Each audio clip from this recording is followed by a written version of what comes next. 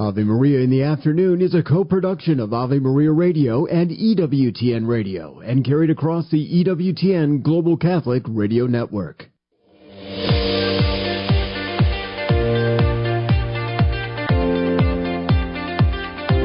Welcome to Ave Maria in the Afternoon, examining the world through the lens of faith from the heart of the Church to help us navigate the culture. Here's Dr. Marcus Peter. Good afternoon. Thank you very much for joining us on this hour of Ave Maria in the Afternoon. I'm Marcus Peter. What a joyous day to celebrate as a feast, Cornelius and Cyprian. These two represented a time in the Church where upheavals, historical, were at a high, but in spite of that, or actually even during that, I should say, these men studied the faith. They lived the faith. They administrated the faith. They loved the faith. They demonstrated the capacity of stalwart witness, even amidst the worst persecution. And so there's a lot that we can take from them by means of lessons of faithful living. We're going to open this hour by speaking about Pope Leo XIV, really. He's created a new Catholic diocese in northern China. Benedict Rogers is going to join us to unpack what this means. Benedict is an outstanding author. He wrote the book, The China Nexus, 30 Years in and Around the Chinese Communist Party's Tyranny. And we talk about the historical milieu, the development of China, at least in the past 30 years, Benedict's own experience of living in Jingdong and teaching Chinese there, and the issues that he faced, watching the repressive regime get even more repressive during his time, especially under Xi Jinping. And then we comment about how that has effects on the way we think about the Catholic faith lived out in China. And so trying to reason out Pope Leo XIV's thought process is virtually impossible. We just have to wait and see and hope for the best, hope that this decision will bode well for Chinese Catholics. We go on from there to speak with Dr. Christopher Kaczor. He just penned a book entitled Is Belief Believable? Reasoning about God from Plato and Aquinas to Lewis and Jordan Peterson. The whole purpose of the book is to explore how reason and the faith are not only completely compatible, but that reason creates the bedrock and the framework that grace can elevate into the realm of the supernatural in theological contemplation. The truth of the matter is, philosophy and reason are the handmaiden of the Christian revelation, of the work of theology. And so as we contemplate God systematically and well, we do so with the tools of reason that we gain from thinking rightly and therefore good philosophy. All this after the headlines. Thanks, Marcus. Good afternoon, everyone. This is your Ave Maria Radio News for Tuesday, September 16th. It's the feast of St. Cyprian and Cornelius.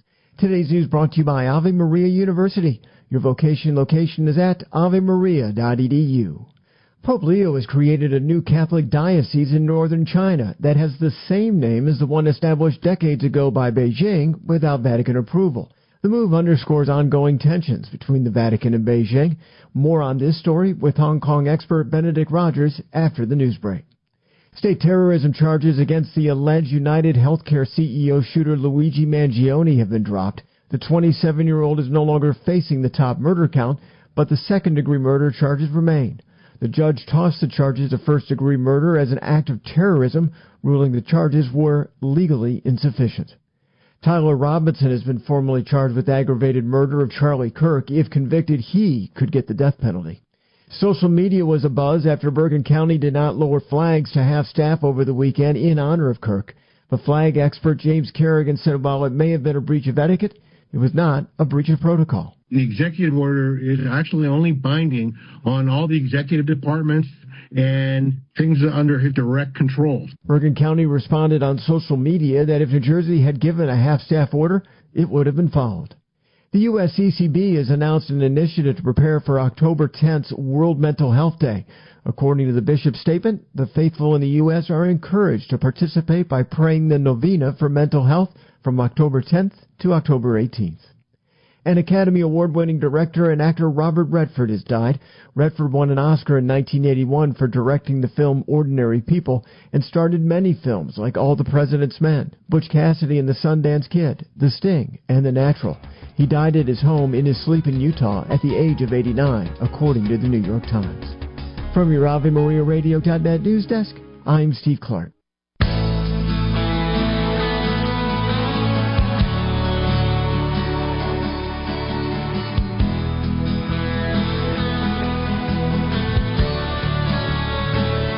Good afternoon and welcome back. I'm Marcus Peter. Given the recent development of Pope Leo XIV creating a new China Diocese amidst a diocesan border dispute with Beijing, I wanted to bring on someone whom we've had on the program before to talk about the socio-political milieu, but also the historical context of what's going on with Christianity in China and in general, the 30 years in and around the Chinese Communist Party's tyranny, not just against Christians, but against human beings. I'm talking with Benedict Rogers, co-founder and trustee of Hong Kong Watch. He launched Hong Kong Watch together with other co-founders in Speaker's House in the British Parliament on December the 10th, 2017. And he is the author of The China Nexus, 30 Years in and Around the Chinese Communist Party's Tyranny. Benedict, I'm so great to speak with you again. How are you?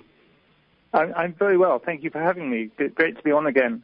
Well, it's always a joy to connect with you for a lot of reasons, chief among which is I greatly appreciate your very sound paradigm at viewing not just events within the British Commonwealth, but also largely globally. And so in order to address what's happening around the Chinese Communist Party and the tyrannical government that it is, can we frame the conversation around the fact that, first and foremost, this is a regime that's completely antithetical to anything we hold as normative in Western civilization?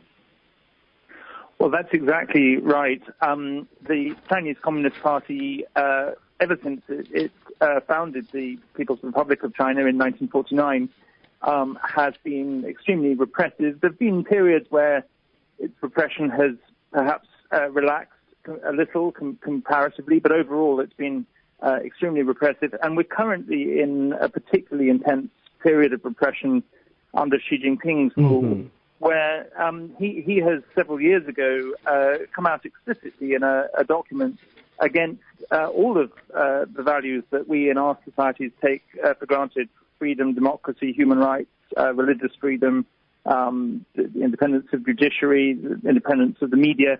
All of these things he's expressly opposed and is actively clamping down on across China.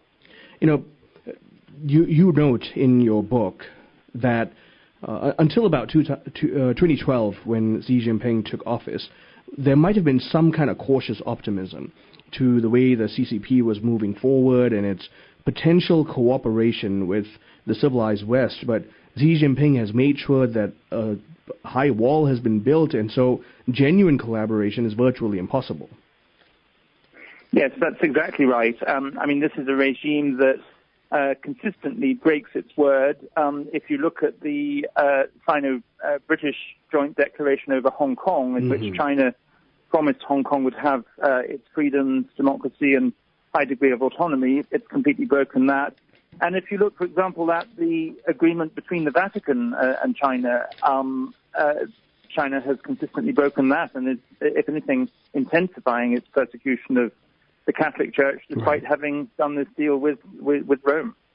Now, considering that, when you were living in Qingdao and teaching English, you saw firsthand how generally repressive things were, but you also saw the overt development of that repressiveness, especially with regard to the Catholic Church.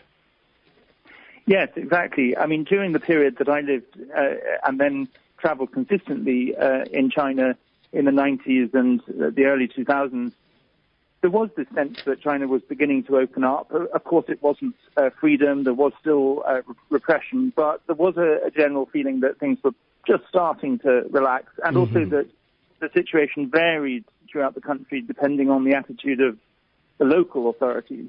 What we've seen since Xi Jinping came to power in 2012 is, firstly, that relaxation has been completely abandoned, and it's become much more repressive.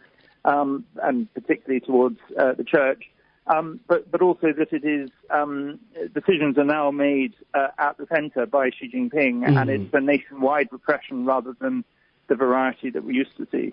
The final context we also need to address that you rightly highlight, not just in your book but in your general work, has to do with the fact that we're looking at one nation with an attempt at two different kinds of government, and so Hong Kong and Taiwan stand in some kind of, especially with Hong Kong, stand in some version of a diametric opposition to the way the CCP runs the rest of mainland China.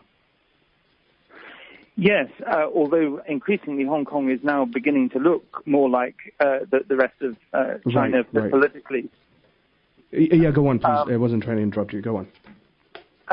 Beijing had promised to make sure that Hong Kong had a high degree of autonomy, that it would be, as the last British governor, Chris Patten, said when he departed, it would be Hong Kong people running Hong Kong.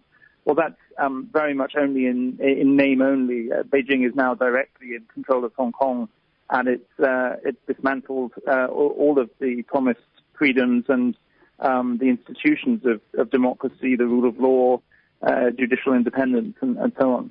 Now, with all of that context, when we take a look at what Pope Leo XIV has done with this new diocese, this establishment of this new diocese in the city of Zhangjiakou, help us understand, first of all, what the mainland Chinese Catholic Church attempted to do, and so what is Leo doing in response?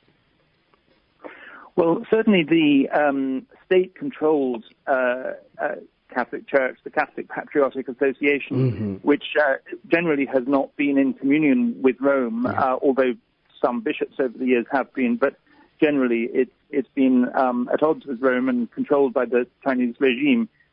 It has appointed, even since the agreement that was signed in 2018 with the Vatican, which was meant to come to a common position on the appointment of bishops. Nevertheless, Beijing has appointed bishops without the Vatican's approval, and even created a diocese without the Vatican's agreement.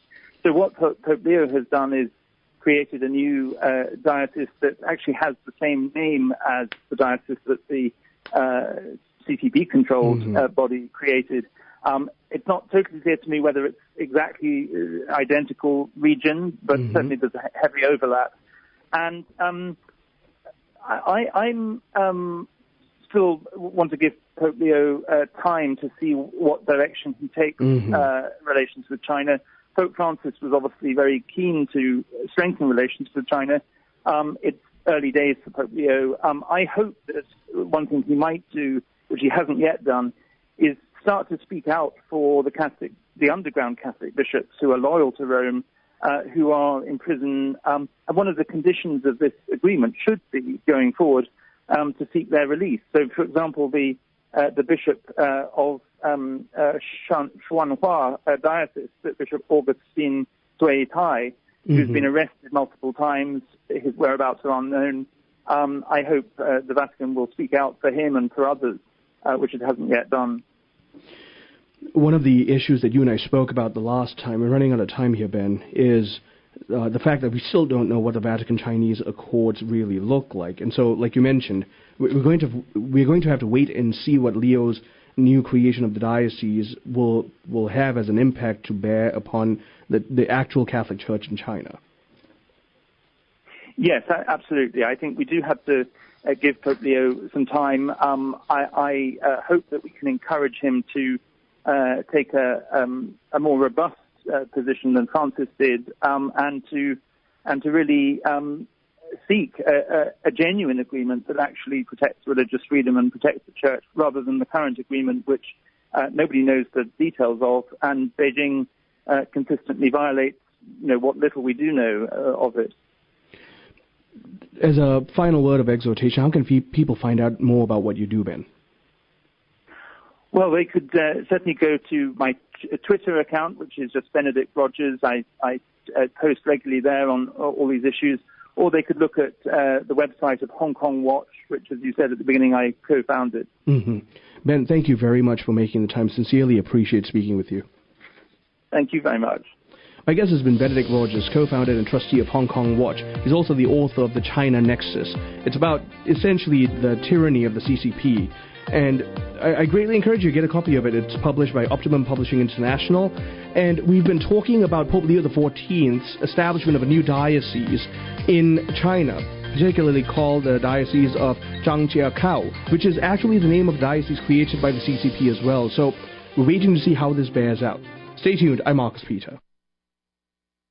Looking for a trusted contractor for your exterior home improvements? Call locally owned Mighty Dog Roofing today for a quote on roofing, gutters, siding, or windows.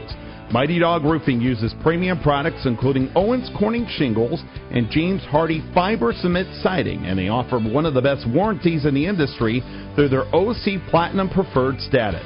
Visit MightyDogRoofing.com today or call 833-MIGHTY-4. That's 833-MIGHTY-4. Hi, I'm Dr. Greg Popchak from More to Life. Not having a will puts an unnecessary burden on your children. At mycatholicwill.com, a legal will is as simple as 15 minutes filling out information about your family. The standard cost is $79.95. However, thanks to our partnership with mycatholicwill.com, when you use the promo code AVE, A-V-E, your will is absolutely free. No hidden costs whatsoever. Visit mycatholicwill.com. Hello, Steve Ray here from Footprints of God Pilgrimages. The land of our Lord and Our Lady is calling us. We're heading back to the Holy Land over Christmas break this year. We have the best, most reliable guides and services awaiting us. The holy sites are open, and the local Christians are anxious to see us.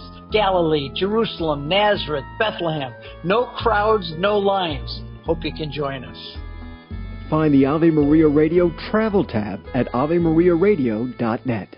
Ave Maria School of Law is the Roman Catholic law school in the United States.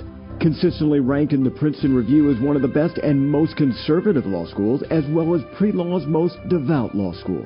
Ave Maria School of Law provides a traditional legal education while emphasizing how the law intersects with the Catholic intellectual tradition and natural law philosophy. Ave Maria School of Law, unabashedly Catholic, consistently excellent. For more information, visit avemarialaw.edu.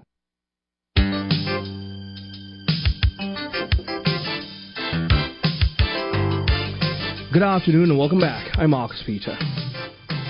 One of the great continued falsehoods that is ingrained in our culture is that faith and reason are incompatible. The Church has been defending herself against this lie for 2,000 years. The opposite is true. Faith and reason are intertwined by their very nature. We don't have to choose between a spiritual and an intellectual life. We can live a life of reasonable faith and, therefore, faithful reason. Dr. Christopher Kaczor joins us. Christopher Kaczor is the Honorary Professor for the Renewal of Catholic Intellectual Life at the Word on Fire Institute. He's also Professor of Philosophy at Loyola Marymount University. Christopher, great to speak with you again. How are you? I'm doing great, thank you. I greatly appreciated this book, and by the way, for those of you listening, the book is Belief Believable, Reasoning About God from Plato and Aquinas to C.S. Lewis and Jordan Peterson. I want to ask you just very briefly why the re-engagement of the topic of faith and reason. I know the barrage and onslaught is constant, but were there specific incidences that convinced you this book was needed?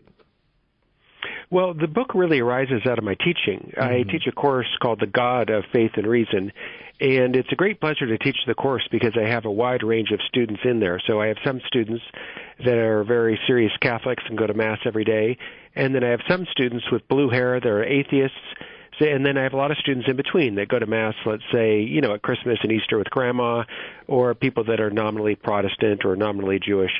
But a lot of these students think that faith and reason are opposed. So the course is meant to, first of all, remove objections and obstacles that they may have to seeing God's existence. And then it goes through a number of arguments given from Augustine and Aquinas and others for God's existence. And then the last part of the course is removing obstacles to understanding the God of the Bible. So the course is something that I really enjoy teaching, and the students enjoy taking the course as far as I can see.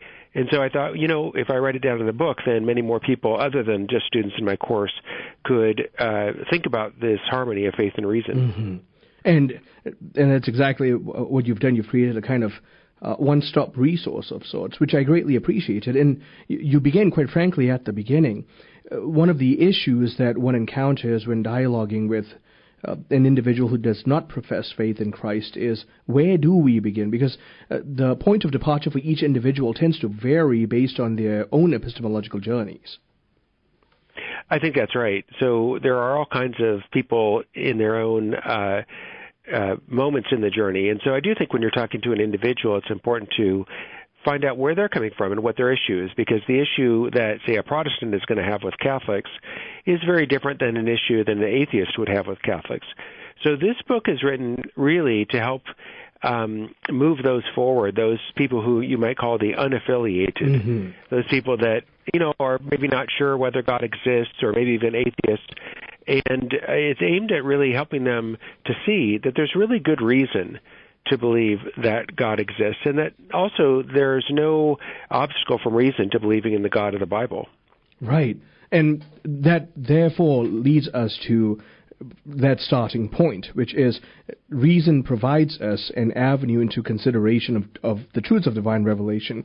And it becomes a kind of response to the rationalistic push, post-Enlightenment rationalistic push that, well, really, you can't know anything transcendent. You can barely know truth qua truth. But even then, the Church has a response.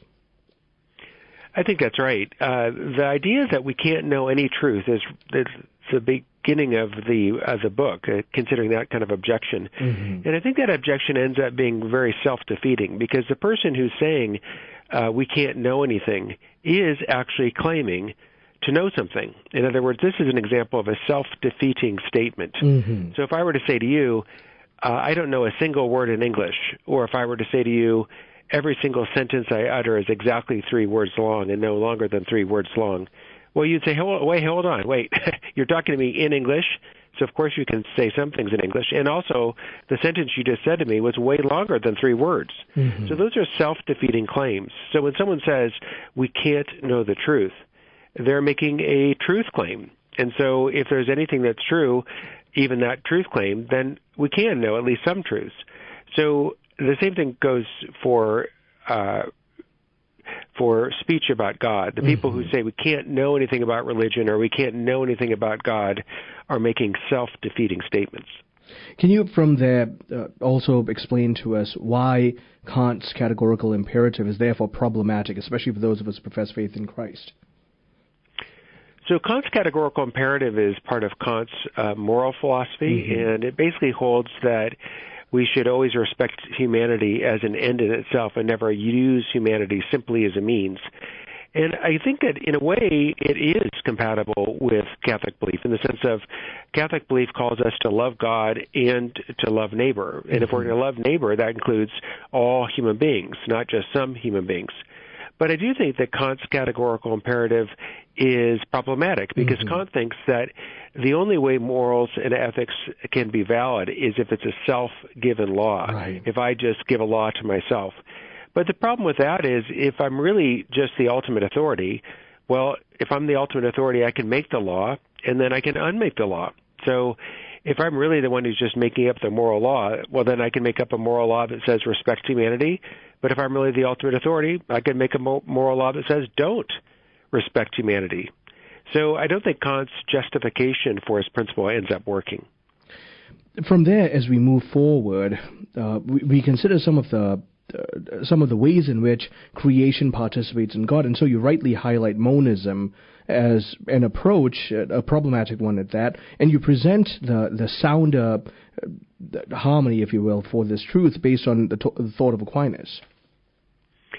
Right. So there are some thinkers, especially Hindu thinkers, who think that everything is God and God is everything. So they have a monist view. Everything really is God. And you might say, well, hold on. Are you telling me that I'm God and that my dog is God and that, banana I ate this morning is God? And they say, yes, it's all God, and there's the appearance of difference, but really everything is God. But I think in the end, this kind of view is not going to work, because not only does it contradict all available, sensory experience, but I think also it ends up undermining the reality of change. Because if there's really just one thing, if there's no difference between me thinking right now about our conversation and me thinking about Abraham Lincoln, if that's all the same, well, then it would turn out that we couldn't change. But we clearly can change. We can change locations, but we can also change our minds. I'm guessing very few people were thinking about Abraham Lincoln before I just mentioned his name. So we went from not thinking about Abraham Lincoln to thinking about Abraham Lincoln. Mm-hmm. So what this means is there's a difference between what we're actually thinking about and what we potentially could think about. So act and potency are different. But if act and potency are different, then not everything is the same. There can't be, it's not true to say that all is one, God is everything, everything is God. Right. And that's why this monist problem really does show itself, especially in subtle ways in the post-Christian era with the rise of New Age practices. Yes, I do think that there are some New Age practices that verge on a kind of pantheism. Mm-hmm. And we can say in the Catholic tradition that there is an understanding that God is in all things. Mm-hmm. Now, what that means is not that God is in all things the way water is in a water balloon or the way snow is in a snowman, but rather God is in all things, Aquinas says, by essence, presence, and power. And what does that mean? Well, God is in all things by essence because it is ultimately on God that the existence of all things rests. God is the first cause. God is in all things by presence because all things are known to God. And God is in all things by power because ultimately all things are governed by divine providence. So God is in all things a little bit like Shakespeare is in all the plays that Shakespeare wrote. Mm-hmm. So, if you read a play of Shakespeare, that is something that Shakespeare is in. Again, not in the sense of if you, cut open a copy of Romeo and Juliet, Shakespeare pops out in the middle of it or something, but in the sense that Shakespeare is the first cause of it. Right. Except that the way God continues to hold his existence in being is greater than even Shakespeare's participation in his creation, which we will talk about on the other side of the break. I'm talking with Dr. Christopher Kaczor. He is the author of Is Belief Believable? This is published by Ave Maria Press. Stay tuned. I'm Marcus Vita.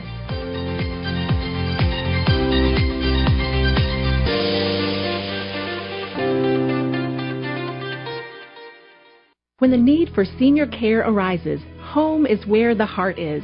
Visiting Angels provides home care for mom or dad up to 24 hours per day, including personal care, meals, and light housework. You may select your professional caregiver with Visiting Angels. More information at visitingangels.com or at 877-374-LIVE. That's 877-374-LIVE. Visiting Angels, America's choice in senior home care. St. Therese once told her sister Celine that when we trust ourselves and not God, our soul becomes barren and incapable of virtue. Her remedy? External works of charity. We all try to do it on our own sometimes without asking for God's help. At St. Paul Evangelization, we suggest sharing the gospel with someone who needs it. Check out streetevangelization.com to find a team near you where you can share the love of Jesus. If there isn't one in your area yet, perhaps God is calling you to start a team in your city. To learn more, visit streetevangelization.com. Do you own popular index mutual funds or ETFs? If so, you're automatically own shares of companies that conflict with your moral beliefs. Ave Maria mutual funds are managed to conform to pro-life and pro-family values. Long-term investors can invest in the no-load Ave Maria mutual funds. The experienced professional portfolio managers make decisions based on investment fundamentals and pro-life values. You can learn more about Ave Maria mutual funds today at 866-AVE-MARIA or visit AveMariaFunds.com. Strained or broken relationships are a given in most of our lives. Friends fall away, siblings drift apart, children sever ties with their parents, and despite our best efforts, these painful fissures are difficult to mend. Hi, I'm Dr. Ray. If you want to learn how to communicate better with the difficult people in your life and be a more easygoing, more forgiving person, check out my book, How to Get Along with Almost Everybody. Check it out, and all my other books on the store page at AveMariaRadio.net. That's AveMariaRadio.net. Most physicists agree that the cosmic tape can be rewound to a moment 13.8 billion years ago, when there was a small point, like Horton's dust speck, which gradually expanded into our universe. As to where the speck came from, how it happened to be, the same cosmologists are clueless. 3.8 billion years ago, they estimate, life first appeared on Earth. To this day, its origins are still unknown. About 40,000 years ago, the record of human history suddenly changed. Art, advanced language, trade, travel, suddenly all became part of the anthropological record. The source for this sudden change? Unknown. Our lives, our history, are shrouded in mystery. Yet foolishly we think that we control, that we can decide who has value and what characteristics establish human worth. Much better would it be if we were to live in open-mouthed wonder and to see all as gift. GuadalupeWorkers.org. This program brought to you in part by Ave Maria, Florida, a big kind of small town where golf carts take you everywhere and there's always something fun around the corner.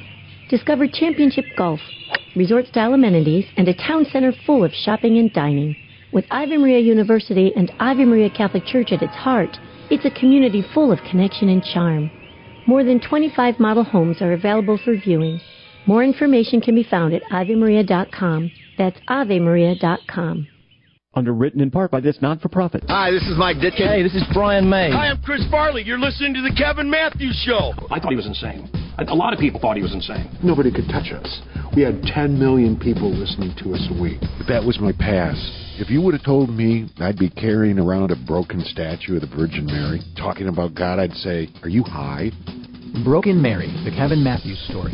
In theaters one day only on Tuesday, October 7th. Tickets at brokenmaryfilm.com.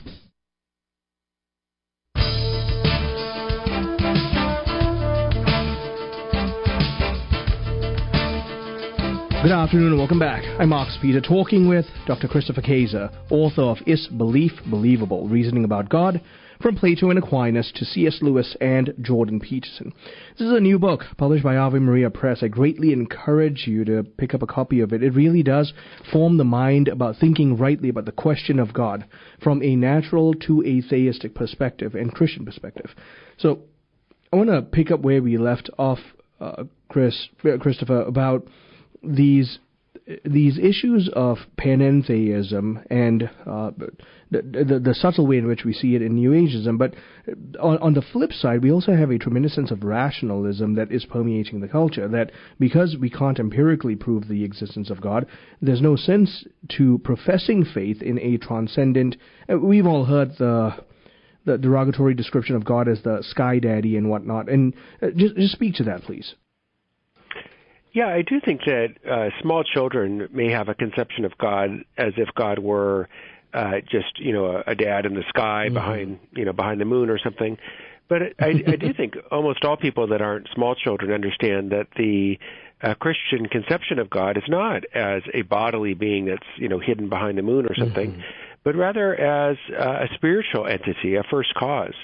And when we look at the philosophical reasoning in favor of there being a first cause, there's very strong reasons to think that there has to be a first cause of the universe. So one of the arguments that I talk about in the book is the argument that begins with the premise that whatever begins to exist has a cause.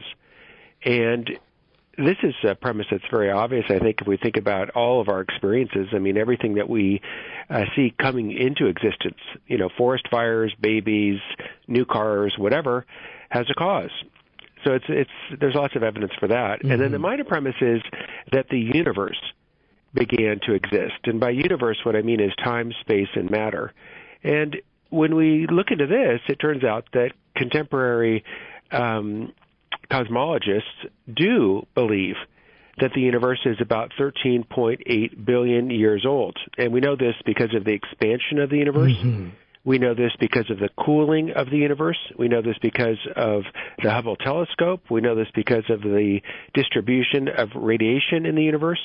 So we have lots of different lines of evidence all pointing to the same conclusion, that the universe began to exist. Well, you put these two premises together, and the conclusion is that the universe has a cause. And the cause of the universe has to be prior to space, so it's spaceless. It's not in a particular location. The cause of the universe has to be prior to time, so it's timeless and eternal. And the cause of the universe obviously has to be immensely powerful in order to bring about all time, all space, and all matter.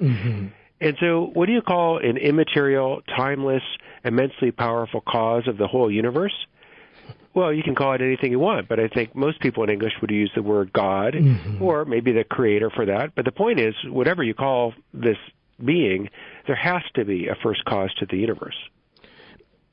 Considering all of that, could you also speak to this overt rise of this rationalism, the scientism, this empiricism, and why it's so tempting? Why does it present itself to be so appealing to the modern man? Well, I think part of the appeal of scientism, and what I mean by scientism, is the idea that the only way to get knowledge is through science. And I think the reason people are drawn to that is that science really does teach us important truths about the universe. And science obviously is behind and supporting all of our technology, airplanes and phones and whatever else. So it is true that science really does teach us about reality. The problem is saying that science alone teaches us about reality, that the only way to know about reality is through science. Mm-hmm. And I think most people, if they think about it, can recognize right away that that's not true. For instance, I assume everyone knows that their mother loves them. Now, did they know that because of a scientific experiment? Lab technicians came in and hooked the mom up to, monitors and somehow determined that, mom loves you? Well, no, you do know it's true, but also you don't know that through science. And the idea that we only can know things through science is another example of a self-defeating statement, because there is no scientific proof for the idea that the only way to know something is through science. That's not a truth that we find in biology or in chemistry or physics. So that is a self-defeating view to hold that the only way we can know something is through science. And so from there, then, we can also go deeper into the question of, because we don't want to be limited by this kind of scientific worldview, we can consider the fact that God is real, but then you ask the question, rightly so, is God too good to be true? Yeah, and this was a concern that was raised in different ways by Freud and by Marx. Mm-hmm. And each in their own way, they kind of made the argument, well, God is too good to be true. But I think that this argument, too, is not really going to work, because the origin of a belief doesn't determine the truth or falsity of a belief.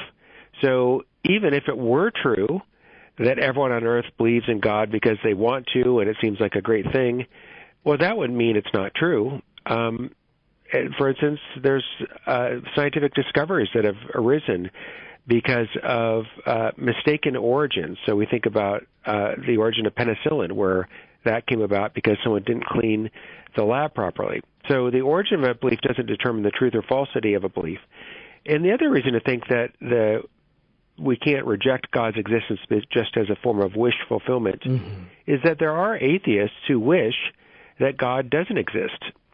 Thomas Nagel, for example, holds that I hope that God doesn't exist. Well, obviously, we can't argue from the fact that Thomas Nagel hopes that God doesn't exist to therefore, God must exist. So the fact is there are people wishing for and against God's existence, but that doesn't determine whether or not there really is a God. And therein lies the great issue with the whole wishful thinking fallacy, because wishful thinking can, in fact, work both ways, as you just demonstrated. That's right. That's right, exactly. So we can't go from, well, we wish this to be true, therefore it's not true, or we wish this to be true, therefore it is true. And in fact, I think it's hard to think of Christian belief as merely wishful thinking. I mean, if I were making up a religion, I would want it with no possibility that I could end up in hell. But the religion of Christianity holds that I could, in fact, end up in hell if I committed mortal sins and didn't repent of them. So wishful thinking is, at least my religion isn't a matter of wishful thinking, because if I were making whatever corresponded to my wishes, it would be a different sort of thing than my actual religion. We move on from there then to another idea that unfortunately has become more expansive in the modern era, this neo-Marxism, which has always put forth since its origins this notion of religion being the opiate of the masses. This weaponization of the Hegelian class struggle is absurd, and it's no way to foster human life, let alone belief in God. Yeah, Marx famously said that religion is the opium of the masses, and so the idea would be with, what is opium? It's a drug that detaches you from reality and ends up making you miserable and addicted. And I think when you think of religion, in fact, it's very different than that. So what people of faith, people who practice a religion do typically is not detach from reality. In fact, it turns out that people that are atheist and agnostic, they're the ones who are actually much more likely do abuse alcohol and drugs. In fact, what you find among people of faith is an engagement with higher levels of volunteering, higher levels of supporting charitable causes, higher levels of commitment in marriage and family, higher levels of service to their community. Right. So you don't find a retreat from reality among people of faith. You're more likely to find a real healthy engagement with reality and active love of others. This language of a constant conflict paradigm in viewing reality, could you speak to what it does to the human person? Well, I do think if you look at the world as a kind of battlefield in which you divide people into the good and the bad. So for Marx, the proletariat and the bourgeoisie. If you divide those into the haves and have-not, I think that gets in the way of really loving everyone. My guest is Dr. Christopher Kaczor. He is the author of a new book, Is Belief Believable? Reasoning About God, from Plato and Aquinas to Lewis and Jordan Peterson. We're talking essentially about the rapprochement between faith and reason, which is a continued conversation in the life of the church. Stay tuned. I'm Marcus Peter.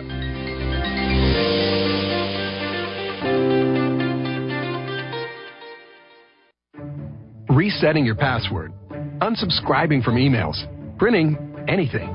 Why are simple things sometimes so complicated? Thankfully, with an auto owner's insurance independent agent, getting the right coverage for your business doesn't have to be one of them, so you can get back to more important things, like learning how that printer works. That's simple human sense. Call Choice Insurance Agency at 734-641-4200. You like pizza? Me too. And for that, we can thank our friend Tom Monahan. First, he starts with $900 and opens one pizza shop. Then it's worldwide, thousands of shops. But all this was just a warm-up for his greatest achievement yet. He built a university. God inspired Tom to build up generations of men and women who have a hunger to reach the world for Christ. This place is Ave Maria University. Visit avemaria.edu to see what's next. Support for this Ave Maria radio program comes in part by the non-for-profit St. Anthony Services. Are you shopping for mortgage products, Catholic investing, Catholic health, real estate, or estate planning? StAnthonyServices.org can help you find a Catholic professional for these needs. They regularly connect faithful citizens with faith-based professionals that share our Christian values. More information at StAnthonyServices.org or 877-LIFE-US1. On the next Epiphany. Hi, Vanessa Denha-Garmo here. It's time for Parish of the Week Wednesday. Father Eric Weber will be here to tell us all about St. Mary's Parish in Westphalia and the Diocese of Lansing. Kristen Polo from Protect Life Michigan will share her experience of being invited to the White House for a briefing on women in ministry. Epiphany, weekdays at noon on Ave Maria Radio. My husband is a total crack-up. He really does make me laugh. He has that sense of humor where you don't know if he's serious or not. I've witnessed many people duped by his commentary, thinking that what he was saying was true. In reality, he was just joking around. He's often very quick-witted. His humor often includes a movie line or lyrics from a song. He has this ability to be in tune with others. I'm convinced we all need to laugh more. However, we must be careful not to engage in humor that is degrading or insulting to others. Life itself can be funny, and sometimes we just have to laugh at ourselves, but never at the expense of others in a hurtful way.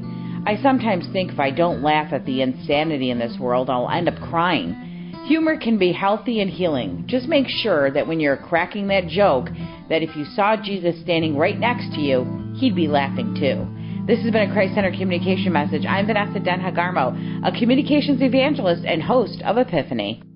Underwritten in part by the following nonprofit. Are you paying high prices with a traditional health insurance company that pays for things that violate your conscience? There's an alternative available. Solidarity HealthShare is a community of faithful individuals and families that never share into immoral medical services, all while saving you money with prices starting as low as $85 per month for singles and $512 for families. Never fund another abortion with your healthcare dollars. Call 844-313-4999 to learn more. Ave Maria in the Afternoon is underwritten by the following nonprofit organization: Real Estate for Life. Buying or selling your home or business property? Real Estate for Life can connect you with one of 1,400 pro-life real estate agents around the world. When Real Estate for Life receives a referral fee, they donate 70% to Ave Maria Radio and Human Life International. More information at realestateforlife.org or 877-LIFE-US1. That's realestateforlife.org.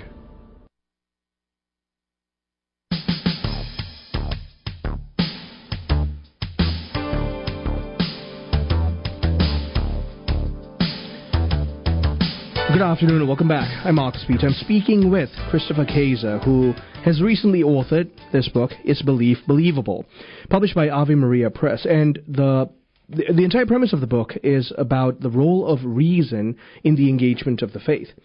Christopher, I want to pick up where we left off here.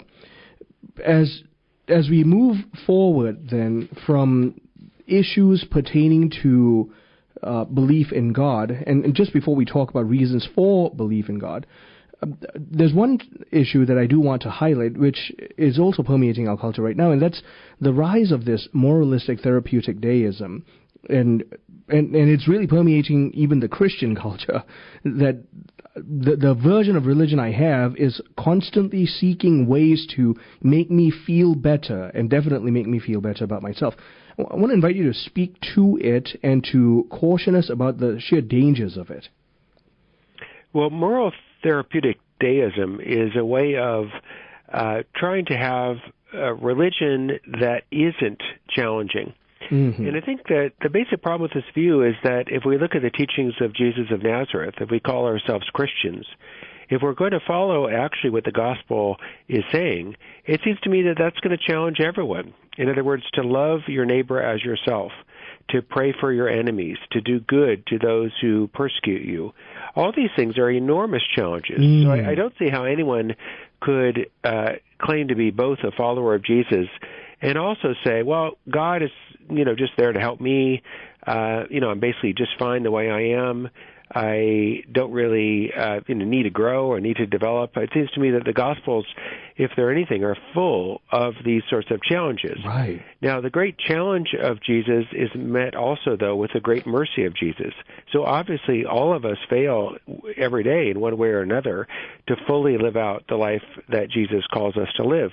And so God is there. Jesus is there as a merciful Savior, because he does know that even if we try our best, we're going to have failures. And so Jesus does, in his loving mercy, forgive all of those who repent of their sins. Considering that, I want to ask if you could also comment on how having even a subtle version of a therapeutic Christianity consigns us to a faith that remains childish under the guise of being childlike. Yeah, I think it is an important distinction to distinguish between being childish and childlike. And part of that is that a childish person wants to remain and tries to remain as if a little child. So what are little children like?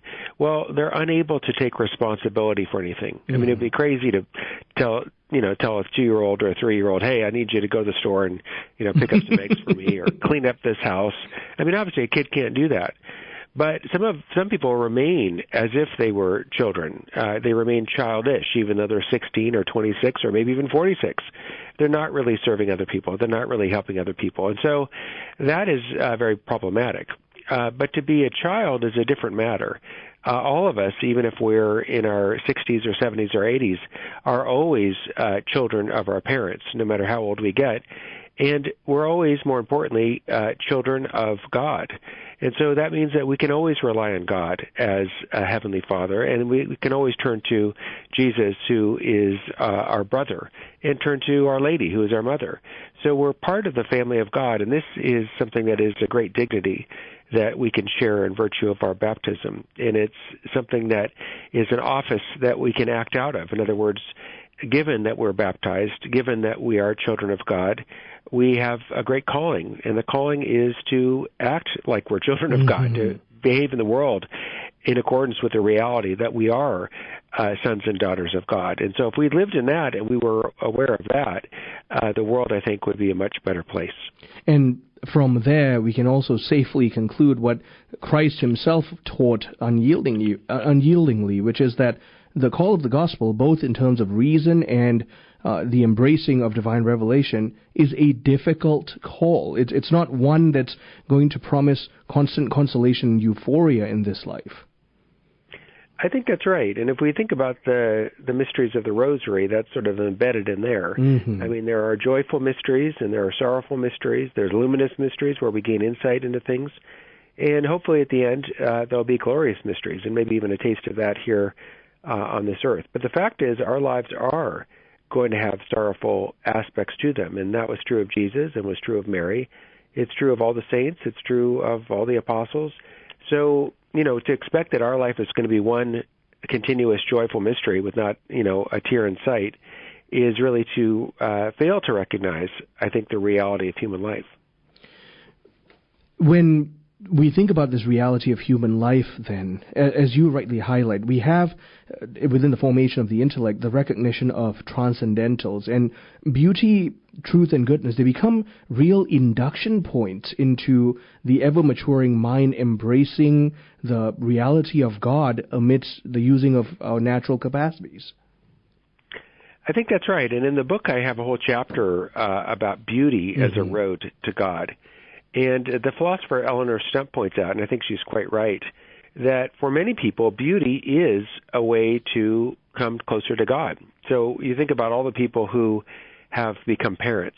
And for many of them, maybe most of them, maybe even all of them, to become a mother and to become a father, to hold your newborn baby and look down at this little child is a kind of experience that makes you be incredibly grateful and puts you in awe and puts you in wonder.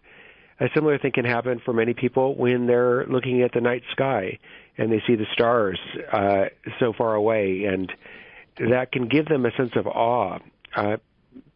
Experiencing nature can do the same thing for other people. So I do think for many people, they're moved out of themselves into a sense of transcendence and awe through the beauty of nature. So some people definitely can come to God through logical arguments, but I think many people come to God through beauty. And as we move beyond the tangible natural order into a contemplation of the immaterial, you rightly highlight cosmological arguments as being a way in which the intellectual capacity expands to the contemplation of an uncreated creator. That's right. That's right. In the book, I give a number of arguments in favor of God's existence. And we already talked about one, the Kalam cosmological argument. But Augustine also gives a really interesting argument for God's existence that I talk about in the book. And what Augustine says is that we can come to God through knowledge of the truth. So, for instance, if we both know that 2 + 2 = 4, that's a reality that we know. And that's a reality that's not a material reality. In other words, it doesn't make sense to say, well, 2 + 2 = 4. Does that weigh 10 pounds or 20 pounds? Well, it doesn't weigh any pounds, right? It's not a material thing that has a weight. So it's not a material reality. It's a mental reality. And mental realities depend on the mind. So the mental reality of your own memories depends on your mind. If your mind were destroyed, your memories would be destroyed. So the reality of 2 + 2 = 4 is a reality that was true before there were any human beings around, and it would be true even if all human beings died. And so if that reality depends on a mind, it has to depend on a mind that is an eternal mind, an everlasting mind. And so Augustine goes from truths like 2 + 2 = 4 to the reality of an everlasting mind that he calls God. Because of this, when we consider when we think about the atheistic notion that God doesn't exist, especially from a cosmological perspective, you start seeing that on its face, it doesn't have a reasonable threshold. It doesn't possess rational holding power. And so even the modern atheism is an evidence of the denigration of natural reason in the public sphere. Well, it is true that there are different forms of atheism, and it is true that I think some of these forms of atheism end up denigrating reason and making reason really powerless. So, in a certain way, Karl Marx does that, where he wants to say that all reason is just a epiphenomenon of cultural and class conflict. And So if that's really true, or if Nietzsche's right that all reason is just an exercise of power, Foucault took up that notion, well, then it turns out that we can't really reason about anything. But the trouble with all these intellectual moves is that these authors themselves are putting forward reasons for their position. In other words, if someone says, well, why should I believe that? These authors will give their rationale and their justification. Mm-hmm. But if they're right, then what they're saying is not something that's really a good justification. So they're a little bit like someone sitting on a tree branch, and then they saw off their branch, and they themselves fall down. We're running out of time in this segment, Christopher, and so I want to end, therefore, with the language of Aquinas in not just the unmoved mover, the uncaused cause, his 5 ways, but also the fact that what holds the universe in being right now in its order and in its function is, in fact, the divine mind that called it into being. That's right. Yeah. So for Aquinas, he argues for God's existence not based on what happened in the past, not based on, well, the universe is, 13.8 billion years old. He didn't have access to the contemporary scientific findings that we now have, but he argued for God's existence based on what's currently happening. And what's currently happening right now is there are things, like you and me, that are getting caused. In other words, for us to continue to exist, the atmospheric pressure has to be within certain parameters. Mm-hmm. For us to continue to exist, temperature has to be within not too hot, right? We'd die if we were on the surface of the sun, but also not too cold. If we were way out, in freezing temperatures with no clothes, we would freeze to death right away.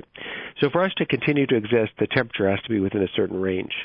And temperature itself is something that's getting caused. And so Aquinas reasons, look, we can't have an infinite regress in these causes. Mm-hmm. Why? Well, because if we had an infinite regress, we wouldn't explain why things are happening now. We would just push off explanation to a deeper and deeper level. So that's how Aquinas comes to an uncaused cause. Yep. Christopher, thank you very much for making the time. I know this could continue on, but you've been very generous. Thank you. Thank you very much. Appreciate it. My guest has been Dr. Christopher Kaczor. He recently penned this book. It's Belief Believable. It's tremendously accessible. Get a copy and let's reform our reason rightly. I'm Marcus Peter.